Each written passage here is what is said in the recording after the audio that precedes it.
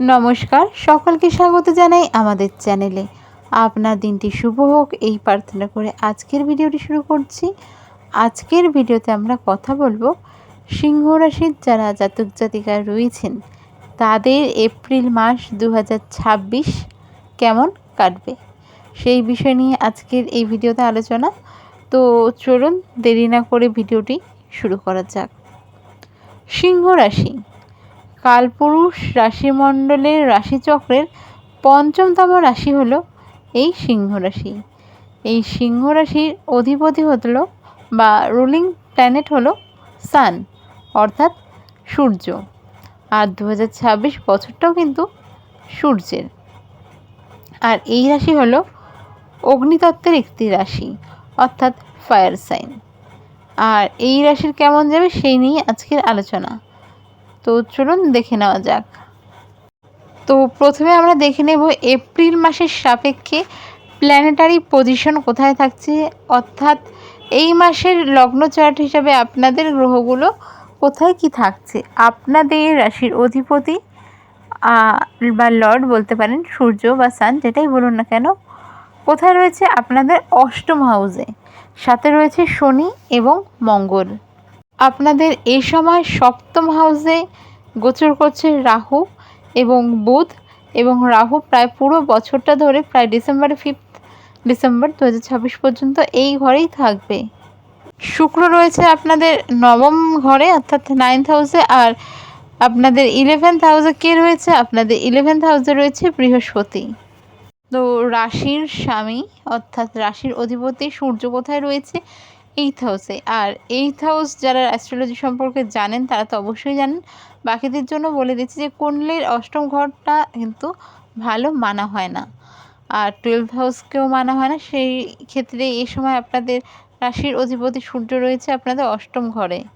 আর সূর্য 13 April 2026 পর্যন্ত কিন্তু এই ঘরেই থাকছে।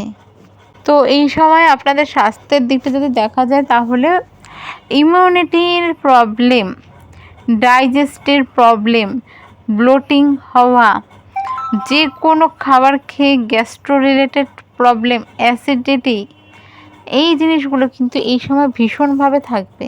তো মেইন যে জিনিসগুলো করবেন সেটার মধ্যে সবার প্রথমে বাইরের খাবার, অতিরিক্ত তেলযুক্ত খাবার, ভাজা, এই জিনিসগুলো কিন্তু আপনাকে অ্যাভয়েড করতে হবে।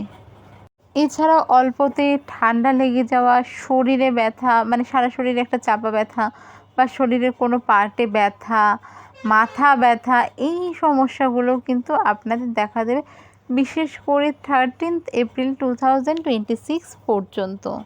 এছাড়াও অনেকের ক্ষেত্রে স্কিন রিলেটেড সমস্যা, চোখ জ্বলা করা, পায়ের পাতা জ্বলা করা, হাত জ্বলা করা, এই সমস্যাগুলো কিন্তু হেলথের ক্ষেত্রে এই সময় লক্ষ্য করবেন। এরপর আপনাদের শনির ঢাইয়া চলছে, এই সময় শনির সাথেও সূর্য রয়েছে।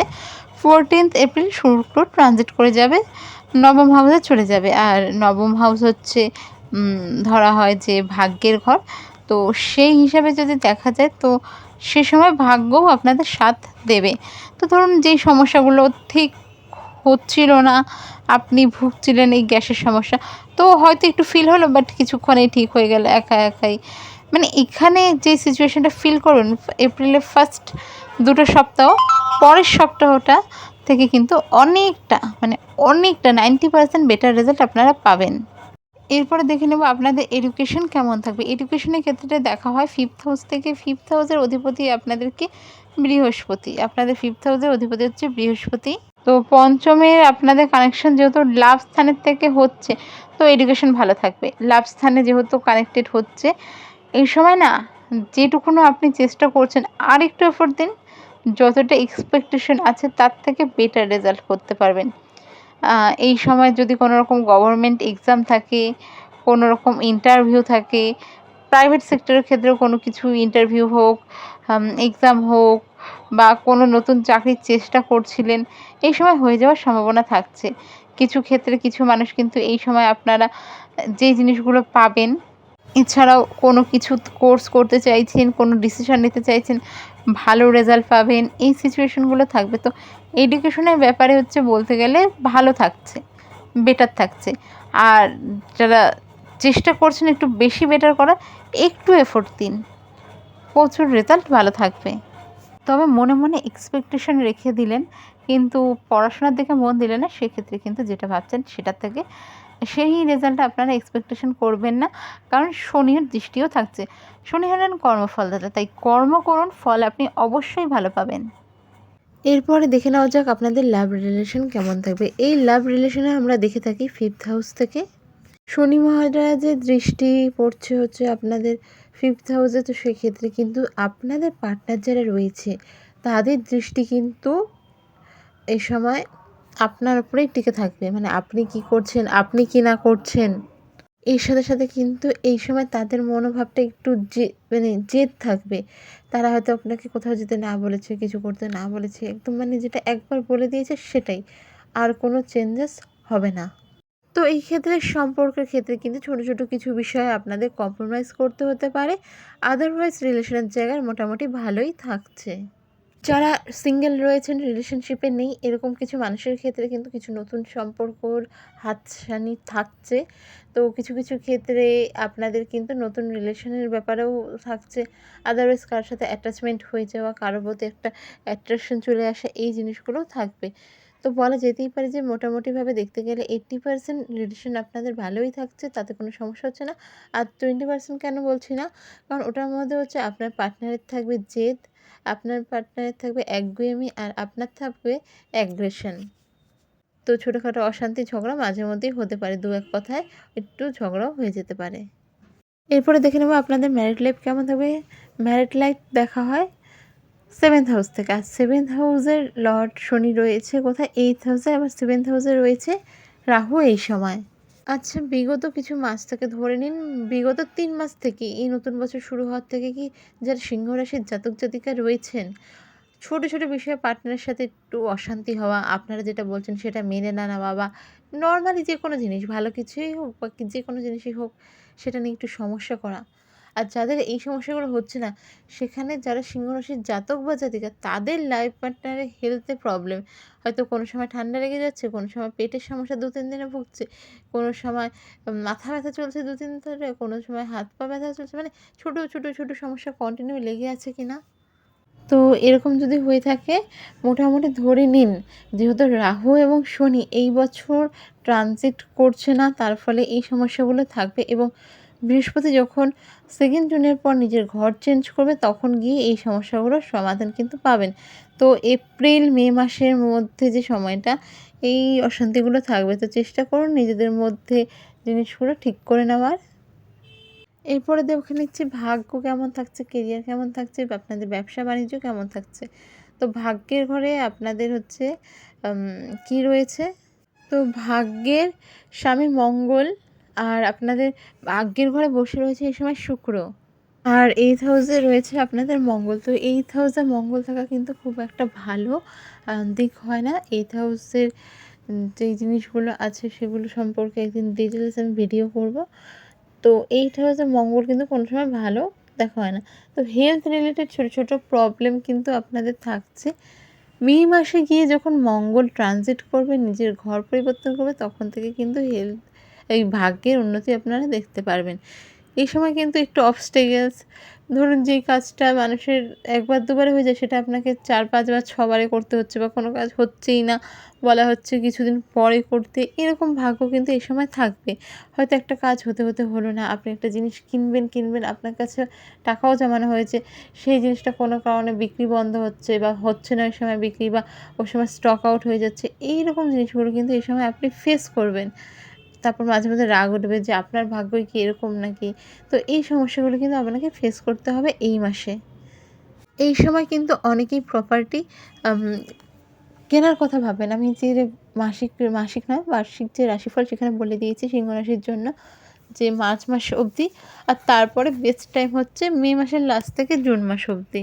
তো এই এপ্রিল মাসে ধরুন যারা প্রপার্টি কিনতে চাইছেন, বড় কোনো জিনিস কিছু কিনতে চাইছেন, গাড়ি কিনতে চাইছেন হয়তো, তো তাদের ক্ষেত্রে একটু সমস্যা দেখা দেবে। কোনো কারণে হয়তো ঘর বুক করতে পারছে না, বা কোনো কারণে গাড়ির বুকিং হচ্ছে না, বা গাড়ির বুকিংয়ের পর হচ্ছে অনেকটা লং পিরিয়ড ডেলিভারির, এরকম একটা সিচুয়েশন হতে পারে। এবার যদি বলা যায় যে আপনাদের ক্যারিয়ার কী থাকছে, তো 10th হাউসে চলে আসবে যখন, আপনাদের 10th ঘরের অধিপতি শুক্র, তখন 19 মে 2026 আপনাদের জন্য মালব্য রাজযোগের সৃষ্টি হচ্ছে। তো এই সময় ধরুন যারা ট্রান্সফারের কথা ভাবছিলেন ট্রান্সফার হয়ে যেতে পারে, যাদের সুইচ করার কথা ভাবছিলেন স্যালারি হাইক দিচ্ছে ওরকম কিছুতে সুইচ হতে পারে, প্রমোশন হতে পারে, মানে ধরুন অর্থভাগ্য ভালো থাকছে, কোনো কিছু ইনভেস্ট করছিলেন সেখান থেকেও আসছে, যেটা আপনি ভাবছিলেন আপনার ক্যারিয়ারের ক্ষেত্রে ইনভেস্ট করবেন সেই জায়গার থেকেও ভালো আসছে, মানে একটা বেটার সিচুয়েশন, বেটার জিনিস কিন্তু আপনারা এই সময় পেতে চলেছেন। বিশেষ করে যারা টার্গেট বেস কোনো জব করছেন তাদের জন্য সময় ভালো, টার্গেট আপনারা কমপ্লিট করতেও পারবেন, সক্ষম থাকছেন। এটা যে কোনো জিনিস হতে পারে, প্রাইভেট সেক্টর বা ধরুন এই সময় কাজের চাপ বেশি আছে, যারা সরকারি সেক্টরে রয়েছেন তাদের জন্য সময় ভালো।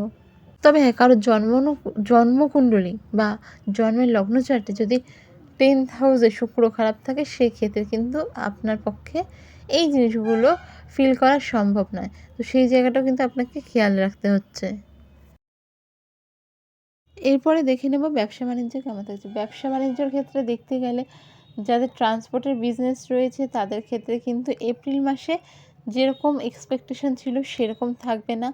যাদের লোহার জিনিসের বিজনেস রয়েছে, হার্ডওয়্যার শপ রয়েছে, হয়তো আপনার এক্সপেকটেশনের কিছুটা কমই এই মাসে আপনাদের ব্যবসা থাকছে। তো যে কোনো ব্যবসার ক্ষেত্রে এই মাসটা মোটামুটি একটু টাফ সময়।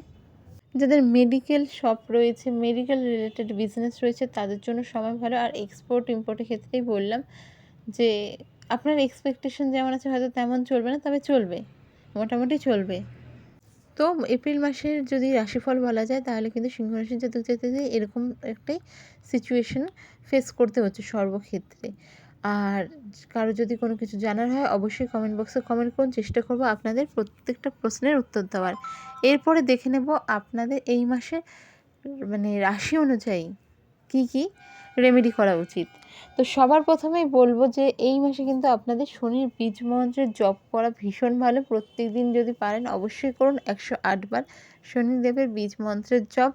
যদি কেউ না জানেন অবশ্যই কমেন্ট করুন, আমি জানিয়ে দেব। আর যারা না জানেন আপনারা কিন্তু গুগলও করে নিতে পারেন। এই মাসে কিন্তু আপনাদের মঙ্গল থেকে একটু রেজাল্ট ডাউন পাওয়ার কথা, সেখানে মঙ্গলের বীজ মন্ত্রের জপ করুন 108 বার। আপনারা হনুমান চালিসার পাঠ করতে পারেন, সেটাও করতে পারেন প্রতিদিন। আর যারা ধরুন এরকম কোনো কাজের সাথে যুক্ত রয়েছেন যেখানে ভাগ্যটাই মেইন, ধরুন সোশ্যাল মিডিয়া ইনফ্লুয়েন্সার বা অনলাইন রিলেটেড জিনিস, অনলাইনে কিন্তু আপনি কাস্টমারকে সবসময় বোঝাতে পারছেন, আপনার ভাগ্যের ওপরে কিছুটা কাজ করছে। তো সেক্ষেত্রে বলবো যে অবশ্যই আপনারা, তো তারা বা সেই সব জাতক জাতিকারা কিন্তু সূর্যদেবকে প্রতিদিন জল অর্পণ করতে পারেন। অবশ্যই তামার পাত্রেই করতে হবে, এটাও মাথায় রাখবেন। তো ভিডিওটি যদি ভালো লেগে থাকে অবশ্যই সাবস্ক্রাইব, লাইক, শেয়ার করুন। দেখা হবে পরের ভিডিওতে। জয় শ্রীকৃষ্ণ, রাধে রাধে।